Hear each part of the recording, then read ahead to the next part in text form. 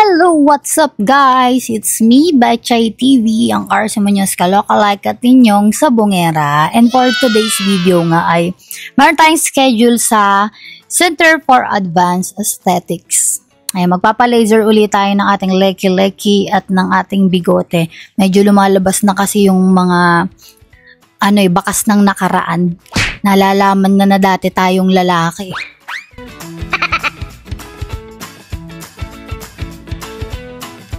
Pag napupunta ako rito at may schedule ako, talagang excited ako kasi ang ganda talaga rito guys, nakakagaan sa pakiramdam. Alam niyo yun, yung ambience niya, iba. And syempre, mababait ang mga staff and kanilang mga doctors, especially si Doc Rachel. Yan.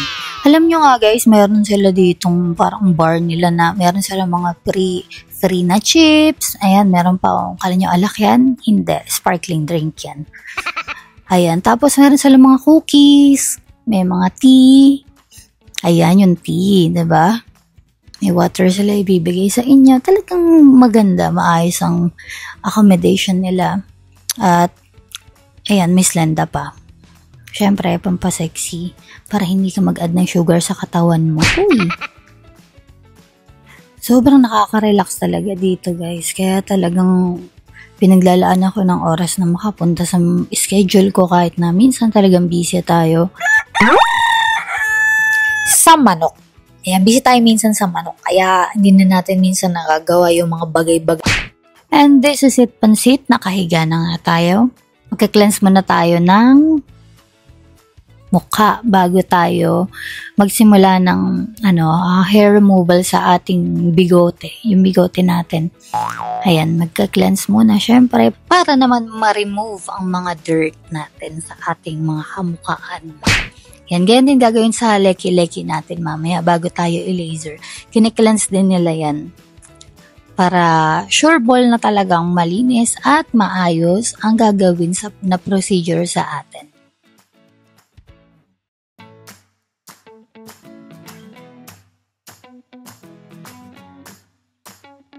At ayan na, sinisimulan na ang laser sa ating mukha.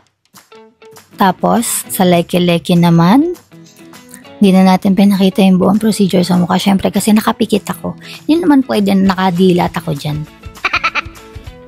Bilang babae kasi para sa akin, importante talaga yung malinis yung kilikili mo.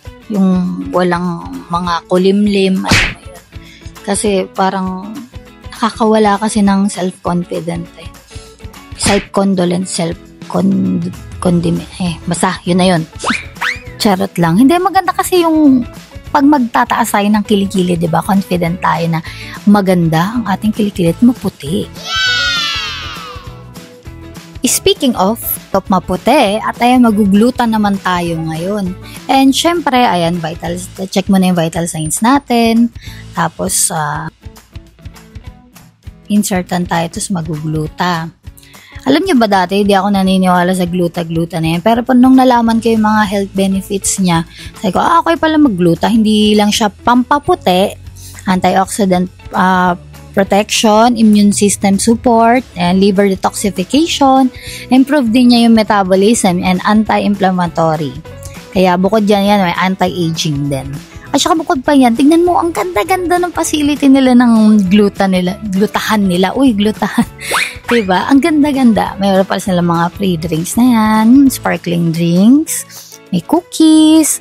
Ay, marami pang iba. Kaya kung gusto mo magbukbang ng cookies, pwedeng-pwede. Free yan sa kanila. Pero syempre, huwag ka naman magmukbang.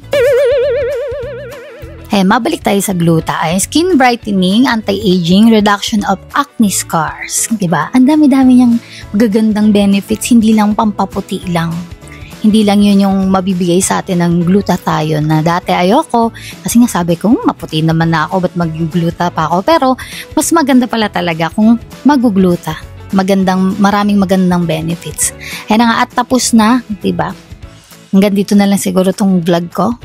See you tayo sa susunod kong vlog. Bye!